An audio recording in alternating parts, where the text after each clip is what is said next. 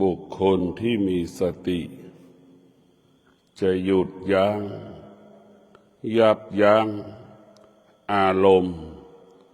ความรู้สึกมิให้เกิดขึ้นในจิตของเราอารมณ์ที่เป็นอกุศลที่เป็นอธรรมมันบ่อนทำลายจิตใจของเราอารมณ์ทั้งหลายเกิดจากตาเกิดจากหูเกิดจากจมูกเกิดจากลิ้นเกิดจากกายที่สัมผัสถูกต้องเกิดจากจิตที่มันรู้สึกเราจะต้องมีสติที่จะแก้ไขอารมณ์ที่เป็นอกุศลให้ออกไปจากชีวิตของเราอารมณ์ที่เป็นอกุศลหรือเราจะเรียกว่าสิ่งอารมณ์ที่มันเป็นกิเลสเราจำเป็นอย่างยิ่งที่จะต้องระงับจะต้องยุติต้องทำลายมิให้มันอยู่ในกายไม่ให้อยู่ในจิตอารมณ์เหล่านั้นอารมณ์ที่เป็นกิเลสเปรียบเสมือนเหือกไข่ที่มันติดเนื้อต้องตัวเราส่งผลให้เราหมิ่นฉันใดกิเลสเหล่านั้นก็จะทำให้ดวงจิตหรือจิตเราเศร้าโศกเสียใจตลอดกาลเวลาธรรมะของพระพุทธเจ้าเปรียบเสมือนน้ำธรรมะของพระพุทธเจ้าเปรียบเสมือนสบู่ที่เราถูตัวเพื่อชำระเหื่อคายกลิ่นที่มันเหม็นกลิ่นที่เหม็นเปรียบเสมือนกิเลสเหื่อคายที่ติดตัวเราเปรียบเสมือนกิเลสที่มันเกิดทางตาทางหูทางจมูกทางลิ้นทางกายทางใจเราจำเป็นต้องอาศัยสบู่ชำระล้างร่างกายให้สะอาดหมดจดเพื่อชำระเหื่อคายโดยเฉพาะอารมณ์ที่เป็นกิเลสเราจำเป็นต้องใช้สติสัจจะวิริยะขันติคอยระวังมิให้มันเกิดขึ้นคอยรักษาให้ไม่ให้มันเกิดขึ้นเรามีสติรู้ป้องกันอารมณ์ที่เป็นกิเลสออกไปจากกายของเราอารมณ์เหล่านี้ถ้ามันปรากฏขึ้นกับจิตเมื่อไหร่จิตเราจะฟุ้งขึ้นมาทันที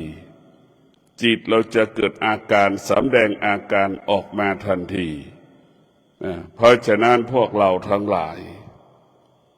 เราต้องมีสติที่จะกำจัดแก้ไขอารมณ์ความรู้สึกที่เป็นความโลภความโกรธความหลงอารมณ์ที่เกิดความอยากสารพัดความอยากไม่ให้เกิดขึ้นในจิตใจของเรา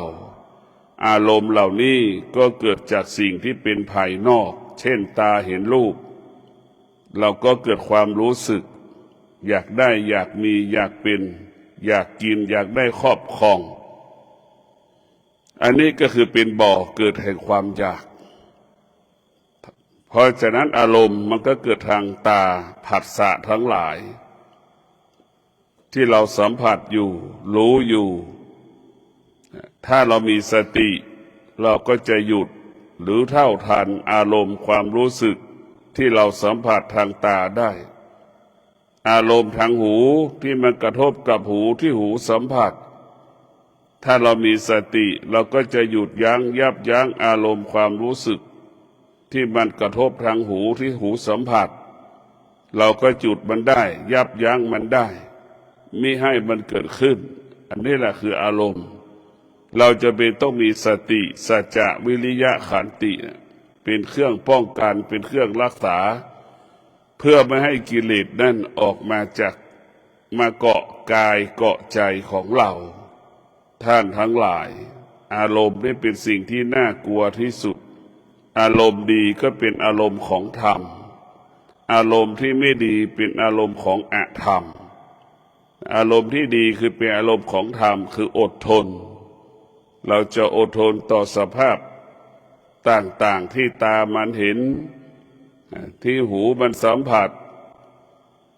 ที่จมูกมันสัมผัสกับกลิ่นลิ้นสัมผัสกับรสเนี่ยเราจะใช้ความอดทนไปหยุดที่เรารู้สึก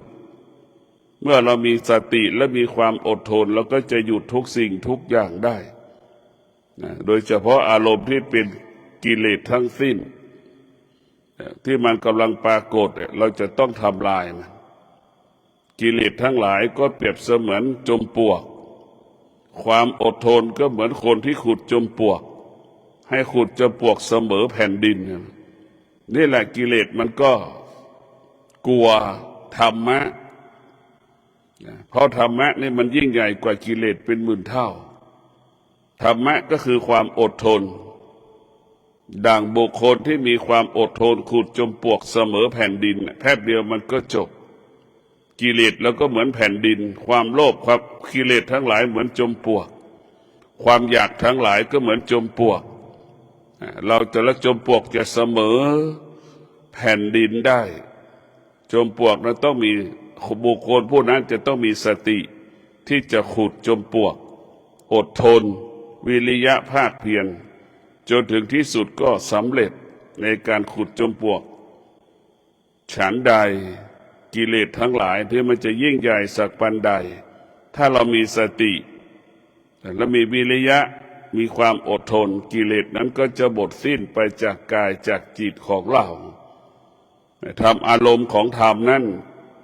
มันมีอารมณ์ที่มีภาระมีพลังอารมณ์ของธรรมก็เหมือนสเปรย์ที่เราฉีดยาพ่นยุงนั่นแหละกิเลสทั้งหลายก็เปรียบเสมือนยุงมันได้กลิ่นแล้วมันจะหนีไปหมดกระแสของธรรมอารมณ์ของธรรมก็เปรียบเสมือนสเปรย์ที่เราฉีดไล่ยุง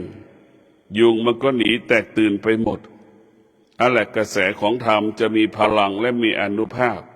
กิเลสเปรียบเสมือนยุงมันก็จะหนีไปหมดทุกสิ่งทุกอย่างแต่ท่านทั้งหลายธรรมะของพระพุทธเจ้ามันเรื่องด้วยการชำระล้างสิ่งที่เป็นอาธรรมสิ่งที่เป็นอกุศลก็กายก็จิตธรรมะพุทธเจ้าชำระล้างอวิชชาที่บันติดตัวเรามาตั้งแต่เราเกิดเกาะกายเกาะจิตของเราให้มันหมดสิ้นไปจากกายจากจิตของเราอารมณ์นี่เป็นสิ่งที่น่ากลัวท่านทั้งหลายอารมณ์เปรียบเสมือนของเน่าของเหม็นอารมณ์ที่เป็นอาธรรมอารมณ์ที่เป็นอกุศลอารมณ์ที่เป็นกิเลสก็เหมือนของที่เขากินแล้วคายออกจากปากเขาเอามาให้เรากินนั่นแหละอารมณ์ที่ไม่ดีเมื่อเรารู้แล้วเราก็ไม่ควรไปรับอารมณ์ความรู้สึกอันเป็นกิเลสหรือเป็นความอยากอันเป็นตัณหาอันเป็นราคะหรือเป็นความรู้สึกที่มันปรากฏทางจิตเราไม่ควรจะไปตอบสนองอารมณ์ความรู้สึกอารมณ์ความรู้สึกมันไม่มีตัวมันไม่มีตนเราไปปรุงแต่งมันขึ้นเองเราไปคิดเองเองเหมือนเหมือนแม่ที่ทำอาหารเอาเกลือตะไคร้ใบมะกรูดไปปรุงเป็นอาหารหนึ่งหม้อนั่นแหละอารมณ์เราคงเป็นเช่นนั้นแหละไปปรุงแต่งจริงๆแล้วหมูหนึ่งตัวเราไปย่างชิ้นหนึ่งเราไปย่างไฟไม่ต้องมีเกลือมันก็กินได้แต่เราก็เอาเกลือไปใส่ในเนื้อหมูให้มันมีรสชาติเค็มและเกือบเพิ่มมีรสชาติใช่ไหมท้ายสุดเราก็ไปติดรสชาติเราไม่ได้ติดเนื้อหมูนี่เราก็หลงทางแล้วเนี่ยเช่นใดก็เช่นเดียวกันเราก็ไปหลงในความโลภความโกรธความหลงในตาหลงในรูปหลงในเสียงในจมูกจนถึงที่สุดเราก็ออกไม่ได้เราก็กลายเป็นหนูติดกาวกลายแมลงวันติดกาวหมดมันถึงทุกข์ทรมานลำบากทุกวันนี้ท่านทั้งหลายเกิดมาตื่นมาทุกเช้าเนี่ยต้องพิจารณาดูมีเช้าวันไหนบ้างที่เราตื่นแล้วมีความสุขมีกี่เช้าพิจารณาดูส่วนมากเราตื่นมาทุกเช้าเราจะเกิดคำว่าอึดอัดอันนี้แหละเป็นอารมณ์ของกิเลสเป็นอารมณ์ของอาธรรมเป็นอารมณ์ของอกุศลเป็นอารมณ์ของที่ไม่ดี มันก็จะเกิดคำว่าอึดอัดเบื่อหน่ายรำคาญอันนี้คือเป็นอารมณ์ที่ปิดลบมันจะมีแต่คำว่าทำลายมันไม่พร้อมที่จะต่อสู้มันไม่พร้อมที่จะเปลี่ยนแปลงมันไม่พร้อมที่จะพัฒนาอารมณ์เหล่านี้ตื่นมาทุกเช้าถ้ามันผิดปกติก็คืออารมณ์ไม่ดีอย่างเงี้ยมันไม่เป็นมงคลสำหรับชีวิตเราต้องมีสติที่จะหยุดอารมณ์เหล่านี้ได้เหมือนเรารู้ว่าเรารู้แล้วว่าเราเป็นไข้เมื่อเรารู้ว่าเป็นไข้เราก็ไปหาหมอหรือไปซื้อยาแก้ไข้มากินมันก็จะหายปวดหายเมื่อยอาการที่มันเจ็บปวดตามร่างกายที่เราเป็นไข้มันก็จะหายไปเช่นเดียวกันเมื่อเรามีสติเราก็จะป้องกันอารมณ์ของเราอารมณ์ที่เป็นกิเลสอารมณ์ที่เป็นราคะอารมณ์ที่เป็นความโลภความโกรธความหลงความอยากมันก็จะไม่เกิดขึ้นทุเลาเบาบางลงเพราะฉะนั้นพวกเราทั้งหลายแค่สติเนี่ยก็ถือว่าเป็นสิ่งที่มีค่าที่สุดเป็นอาวุธชั้นหนึ่งที่เราจะแก้ไขเรามีสติรู้เท่าทันอารมณ์เรามีสติรู้เราก็ละหรือไม่ยึดติดในอารมณ์ที่มันกำลังเกิดขึ้นเนี่ยเรามารู้อารมณ์มันปรากฏเรารู้เราก็ละอารมณ์ที่มันปรากฏเหมือนเราเหม็นกลิ่นของเหม็นเราก็ลุกออกจากกลิ่นที่มันเหม็นฉันใดเมื่อเรามีสติรู้และเราก็ไม่ยึดติดสิ่งที่เรารู้ให้เป็นเช่นนั้นมันก็กลิ่นที่เรารู้แล้วเราไม่มีค่าไม่มีความหมายธรรมะของพุทธเจ้าบอกสอนให้เรารู้ไม่ได้บอกสอนให้เรายึดติดในสิ่งที่เรารู้บอกสอนให้เรารู้สิ่งที่เป็นบวกก็รู้สิ่งที่เป็นลบเราก็รู้สิ่งที่ดีเราก็รู้สิ่งที่ไม่ดีเราก็รู้ทุกอย่างแต่เราไม่ยึดติดในสิ่งที่เรารู้หรือสักแต่รู้เฉยๆธรรมะเป้าหมายของธรรมะภาคปฏิบัติรู้ไม่ให้ยึดติดในสิ่งที่รู้นี่คือหลักธรรมคำสอนของธรรมะภาคปฏิบัติส่วนมากเรารู้แล้วเราก็ไปยึดติดในตัวรู้เหมือนเราอ่านคำสอนของพระพุทธเจ้าเป็นภาษาบาลี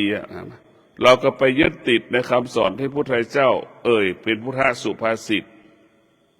พอเราไปตีโจทย์ไม่แตกมันก็ไปไหนไม่ได้มันตีไม่ได้เราต้องจะไปยึดติดในตัวหนังสือมันก็เป็นทุกข์อีกธรรมะที่เกิดจากตัวหนังสือกับธรรมะที่เกิดจากจิตย่อมแตกต่างกันธรรมะที่เกิดจากตัวหนังสืออย่างที่เราอ่านเนี่ยหรือธรรมะที่เกิดจากหูที่เราฟังเนี่ยธรรมะเกิดจากการสนทนาที่เราพูดคุยวิจัชนาก็ดีมันยังไม่ละเอียดมันเป็นธรรมะที่หยาบเหมือนด่างมะม่วงที่มันดิบมะม่วงที่มันดิบธรรมะที่เกิดจากจิตเหมือนมะม่วงที่มันสุกมันแตกต่างกันเนื้อมันจะละเอียดมันนั่นแหละคือธรรมะของพระพุทธเจ้าคือให้เรารู้แล้วไม่ให้เราไปยึดติดในสิ่งที่เรารู้แม้กระทั่งรู้ธรรมเราก็ละธรรมรู้ธรรมเราก็ละธรรมดังคำว่ารู้ความจริงเราก็ละความจริงรู้ความจริงก็ละความจริงสิ่งที่อยู่เหนือความจริงก็คือสติรู้ลมหายใจเข้ามีสติรู้ลมหายใจออกมีสติรู้ลมหายใจเข้าสั้นก็รู้ชัดเจนลมหายใจออกก็รู้ว่าหายใจออกมันยาวชัดเจนจะหายใจเข้ากี่ร้อยครั้งเราก็รู้ว่ามันสั้นหายใจสั้นหายใจออกกี่ร้อยครั้งเราก็รู้ว่าหายใจมันสั้นหายใจเข้าออกสั้นยาวเรารู้หมดเรารู้อย่างละเอียดชัดเจนนี่แหละสิ่งที่เราควรรู้ก็คือลมหายใจเข้าออกให้อยู่กับปัจจุบันที่ลมหายใจเข้าออก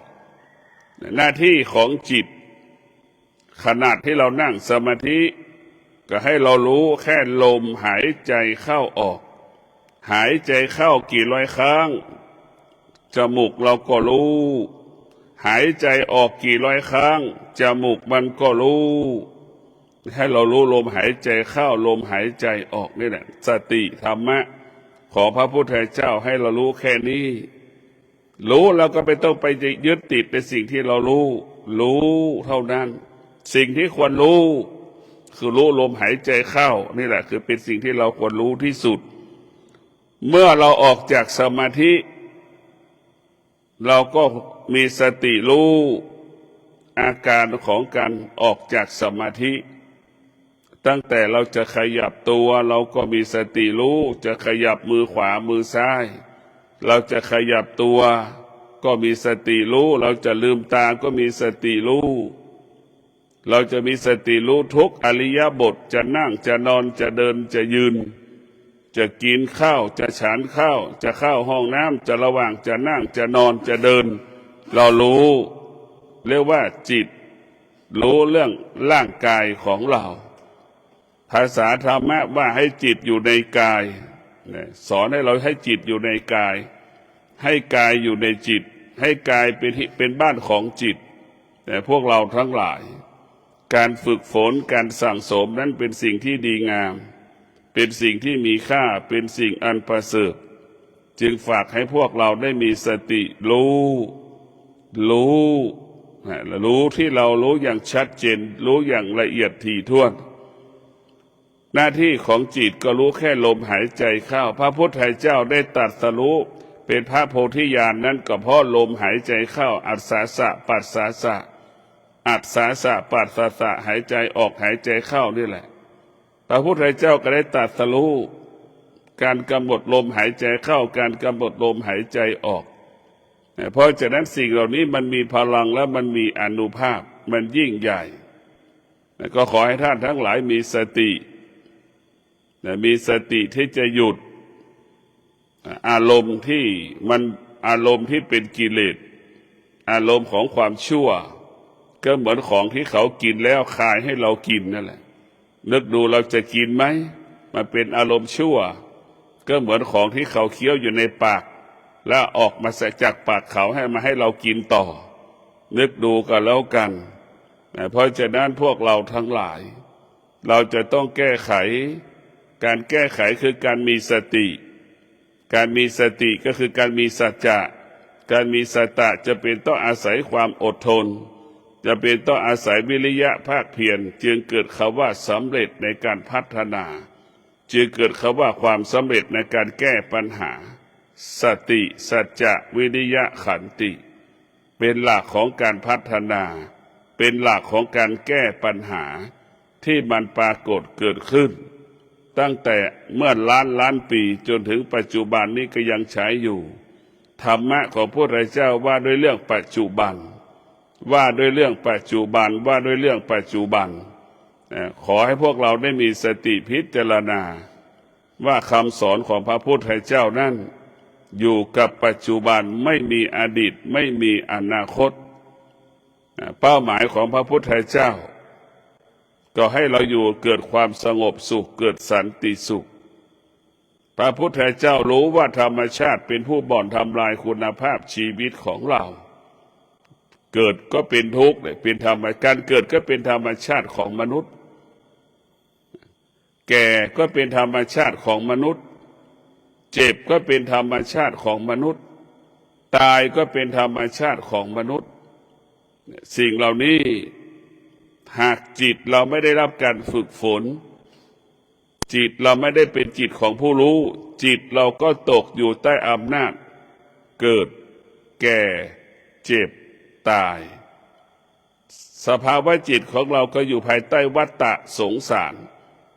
เกิดแก่เจ็บตายแล้วก็เป็นทุกข์ระหว่างที่เกิดเป็นทุกข์ระหว่างที่แก่เป็นทุกข์ระหว่างที่มันเจ็บเป็นทุกข์ระหว่างที่มันจะตายเป็นทุกข์ทั้งหมดเพราะฉะนั้นพวกเราทั้งหลายธรรมชาติเป็นบ่อเกิดแห่งความทุกข์ทั้งสิ้นเพราะธรรมชาติมันไม่เที่ยงธรรมชาติมันไม่เที่ยง มันแปรเปลี่ยนแปลงแปรปรวนตลอดเวลาดั่งสภาพอากาศที่มันแปรปรวนน้ำท่วมทำให้เกิดความเสียหายต่างๆพระพุทธเจ้าสอนให้เราไม่ประมาทแต่ก็มีคนส่วนมากไม่ได้พิจารณามีเวลาที่เราจะปลูกบ้านสร้างบ้านเราไม่ได้พิจารณาและเราก็ไม่ได้คิดอย่างเช่นน้ำมันท่วมดินถล่มซึ่งเราเกิดมาเราไม่ได้ยินว่าดินมันถล่มขี้โคลนมันเป็นทะเลขี้โคลนมันเราไม่ได้ยินเราได้ยินแต่ว่าน้ำท่วมพอที่เราเห็นได้ว่ามอเตอร์ไซค์ยังอยู่ในทะเลทรายอยู่ในขี้โคลนเนี่ยเราจะเห็นได้ลำบากในสิ่งที่น่ากลัวที่สุดเราประมาทเมื่อเราขาดสติเราก็จะประมาทก่อนที่มันจะเมื่อเราประมาทก็นำความเสียหายก็เกิดขึ้นคือเสียชีวิตเจ็บป่วยก่อนเวลากำหนดสูญเสียวัตถุสิ่งของที่หามาได้เนี่ยคือเราให้เราลำบากไปหมดเลยเพราะฉะนั้นพวกเราทั้งหลายเมื่อเรามีสติเราจะไม่ประมาทเราจะไม่ตัดไม้ทำลายป่าเพราะมันเป็นส่วนหนึ่งของชีวิตพระพุทธเจ้าว่าสรรพสิ่งทั้งหลายที่อุบัติเกิดขึ้นมันมีล้วนเกี่ยวข้องผูกพันมีความจำเป็นมีความสำคัญเสมอเหมือนกันหมดพระพุทธเจ้าจึงได้บัญญัติศีลห้าศีลห้าประกอบด้วยแม่น้ำป่าไม้ภูเขาสิ่งแวดล้อมทั้งหมดมันมีความสำคัญกับการมีชีวิตอยู่ของมนุษย์และสัตว์มนุษย์และสัตว์จะเป็นต้องอาศัยแม่น้ำป่าไม้ภูเขาอยู่นั่นแหละคือเราพระพุทธเจ้าจึงเป็นผู้รู้แต่เราถูกสั่งสอนเว้นจากการฆ่าให้เว้นจากการฆ่าสัตว์หรือทำลายสิ่งมีชีวิตแต่หารู้ไหมว่าศีลห้านั่นมันข้อที่หนึ่งมันกว้างใหญ่ไพศาล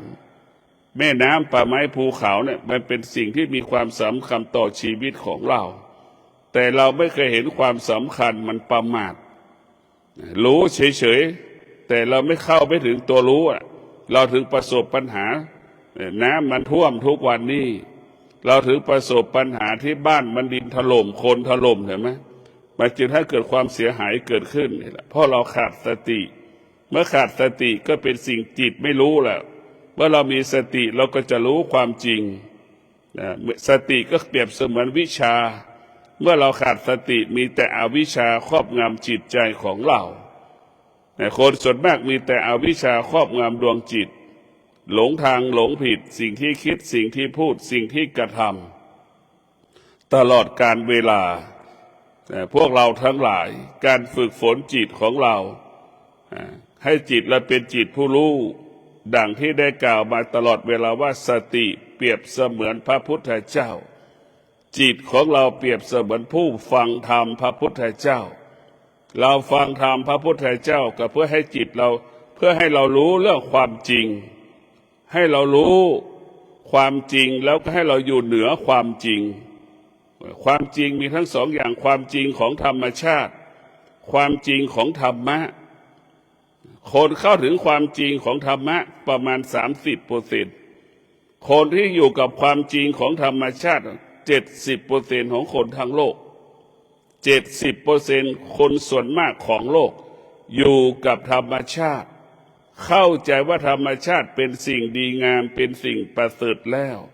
อันนี้คือไปติดตรงว่าธรรมชาติเป็นสิ่งที่ดีงามที่เราถูกฝังความคิดมาเป็นแบบนั้นหารู้ไหมว่าธรรมชาติมาว่าด้วยเรื่องกิเลสธรรมชาติว่าเรื่องอวิชชาทั้งสิ้นมันเป็นอวิชชาเช่นธรรมชาติพ่อแม่สามีภรรยาลูกเห็นไหมพ่อแม่สามีภรรยาลูกเนี่ยมันก็เป็นธรรมชาติแต่พ่อแม่สามีภรรยาลูกบางคนก็ไปหลงไปยึดติดซึ่งกันและกันจึงเป็นปัญหาจึงเป็นอุปสรรคจึงทำให้การอยู่ร่วมกันนั้นไม่มีความสุขไปยึดติดการยึดติดก็คือการสร้างภาระการยึดติดก็คือสร้างปัญหาให้กับชีวิตของเราการยึดติดก็เป็นการบ่อนทำลายอารมณ์ความรู้สึกที่ดีๆเพราะฉะนั้นพระพุทธเจ้าบอกสอนให้เราเข้าใจว่าตนแลเป็นที่พึ่งแห่งตนลูกอายุ20แล้วก็สมควรที่จะพึ่งพาตนเอง ลูกอายุ20แล้วไม่ควรจะไปพึ่งพาพ่อและแม่ไม่ควรจะไปขอเงินพ่อแม่ใช้ลูกอายุ20แล้วควรที่จะให้พ่อแม่เป็นที่พึ่งลูกอายุ20แล้วควรที่จะรับภาระแทนพ่อแม่เราต้องมีสติรู้แบบนั้น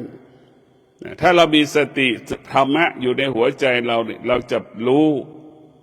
พออายุ20แล้วเราจะไปขอเงินแม่ใช้อายุ20แล้วอันไหนที่เราแบ่งเบาภาระได้เราจะแบ่งเบาภาระพ่อแม่อันนี้ก็คือมีสติที่จะสร้างสรรค์ธรรมะจะสร้างสรรค์ชีวิตจะเปลี่ยนแปลงชีวิตรับภาระอาชีพหน้าที่ของพ่อของแม่เราไม่จำเป็นว่าเรามีเงินหรือไม่มีเงินถ้าเรามีสติรู้เนี่ยเราจะต้องเป็นลูกจ้างของพ่อแม่ลูกที่มีธรรมะจะมีสติรู้สมมติว่าเราเป็นลูกจ้างของพ่อของแม่ลูกจ้างตื่นกี่โมงเนี่ยลูกจะต้องตื่นเสมอลูกจ้า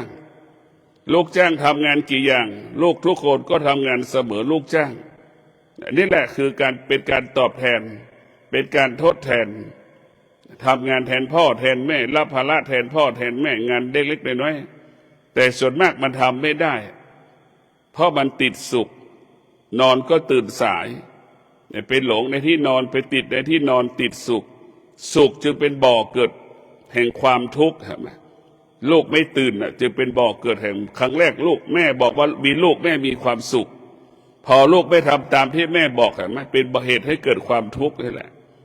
แม่ก็คิดได้อย่างเดียวว่ามีลูกมีความสุขแม่ไม่ได้บอกว่าเวลามีลูกดื้อแล้วแม่จะเกิดความทุกข์แม่ไม่ได้คิดแม่ก็มีหัวใจแม่ก็มีอวิชชานั่นแหละอวิชชาเหล่านี้ก็ลงไปถึงลูกก็มีอวิชชาอีกถึงเวลาตื่นก็ไม่ตื่นใช่ไหมมันก็ไม่ตื่นอีกเป็นอวิชชาสืบเนื่องต่อเนื่องเรียกว่า DNA แม่เป็นเช่นไร DNA ลูกก็เป็นเช่นนั้นมันเป็น DNA ที่เป็นอวิชชามันเป็นอวิชชามันก็สืบเนื่องต่อเนื่องใช่ไหมแม่คิดว่ามีลูกแล้วมีความสุขพอลูกไม่ตอบสนองแม่เกิดความทุกข์ภาษาพระปฏิบัติตึงบอกสอนให้รู้เห็นความทุกข์ในความสุขเห็นไหมเห็นความทุกข์ในความสุขเนี่ยการมีลูกเห็นไหมเราบอกว่ามันมีความสุขแต่มันก็ทุกข์อีกที่ลูกดื้อ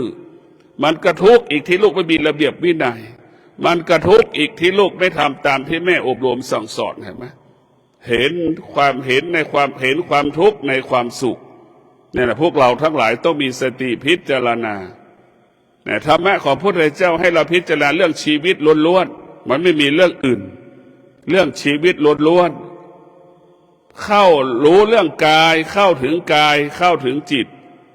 นั่นแหละเราเข้าถึงธรรม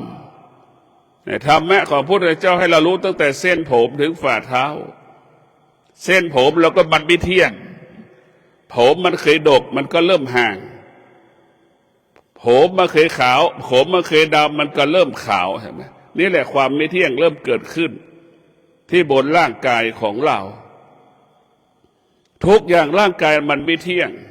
ตาของเราเนี่ยเคยเห็นตัวหนังสือแต่มาวันนี้เห็นบ้างไม่เห็นบ้างชัดบ้างไม่ชัดบ้างนั่นแหละคือความเสื่อมมันปรากฏอันนี้แหละความไม่เที่ยงก็ปรากฏอีกทุกอย่างตั้งแต่เส้นผมเราพิจารณาดูมันไม่เที่ยงทั้งสิ้นเพราะฉะนั้นพวกเราทั้งหลายเมื่อเรารู้ว่าร่างกายของเราเป็นสิ่งที่ไม่เที่ยงเราก็ไม่ควรไปยึดติดร่างกายของเราควรมีสติรู้สติก็คือจ็อกกี้ของเราเป็นจ็อกกี้เราก็รู้ร่างกายของเราก็เหมือนม้าเราต้องกำกับม้าให้ได้สติกำกับม้าให้เรารู้อยู่เหนือความแก่เหนือความเจ็บความตายก็เกิดขึ้นว่าเป็นของธรรมดาเราไม่ต้องตกอกตกใจความแก่ความเจ็บเกิดขึ้นเราก็เป็นของธรรมดาไม่ต้องตกอกตกใจให้เราคิดเช่นนี้ให้เราคิดแบบนี้ให้เราคิดอย่างนี้แล้วแหละเราก็จะเกิดคำว่าความสุขก็จะเกิดขึ้นกับชีวิตของเราเพราะฉะนั้นพวกเราทั้งหลายมันเป็นธรรมชาติแต่พระพุทธเจ้าสอนให้เราอยู่เหนือธรรมชาติเหนือธรรมชาติเมื่อเรามีสติเราจะอยู่เหนือธรรมชาติอยู่เหนือความแก่อยู่เหนือความเจ็บอยู่เหนือความตายเมื่อเรามีธรรมะเราจะอยู่เหนือธรรมชาติก็คืออยู่เหนือมีธรรมะก็คือสติ เราจะไม่ตอบสนองความแก่ไม่ตอบสนองความแก่ความเจ็บความตายนี่แหละเราจะไม่อยู่ใต้อำนาจของธรรมชาติเราจะไม่ยึดติดธรรมชาติคือธรรมะบอกสอนให้เรารู้แบบนี้อย่างนี้ก็ขอให้พวกเราได้มีสติพิจารณาว่าชีวิตของเรานั้นอยู่ภายใต้การเปลี่ยนแปลงอยู่ภายใต้อำนาจโลคาพยาธิที่มันปรากฏขึ้นอยู่ภายใต้อำนาจเกิดแก่เจ็บตายตกอยู่ใต้อำนาจความโลภความโกรธความหลงถ้าภาษาธรรมะชีวิตเราอยู่มีความเสี่ยงตกอยู่ใต้อำนาจกิเลสตัณหาราคะเนี่ย90%ชีวิตของเราตกอยู่ใต้อำนาจกิเลสตัณหาราคะเนี่ย90%ถ้าเรามีอีก10%นะคนทั้งโลกอยู่เหนือกิเลสตัณหาราคะเพราะฉะนั้นพวกเราทั้งหลายเรามีสติที่จะถอนสิ่งที่เป็นธรรมชาติออกจากจิตออกจากใจเหมือนชาวนาปลูกนาแล้วจะต้องถอนหญ้าออกให้หมดสิ้นไปจากแผ่นนาที่เราจะปลูกข้าวฉันใดเราจะต้องถอนกิเลสอันเป็นธรรมชาติตั้งแต่เราเกิดหลังเราเกิดก่อนเราเกิดหลังเราเกิดเราจะต้องถอนให้หมดสิ้นเหมือนดังผืนนาที่ปราศจากหญ้าและชาวนาปลูกข้าวกิเลสเราก็เป็นวัชพืชหรือเป็นต้นหญ้านั่นแหละเราจะต้องถอนให้หมดถ้าเราสามารถถอนได้จิตเราก็เหมือนต้นข้าวก็จะงอกงามในผืนนาที่เราปลูกฉันใดกิเลสตัณหาราคะไม่มีอยู่ในกายในจิตของเราก็จะงอกงามเบิกบานผ่องใส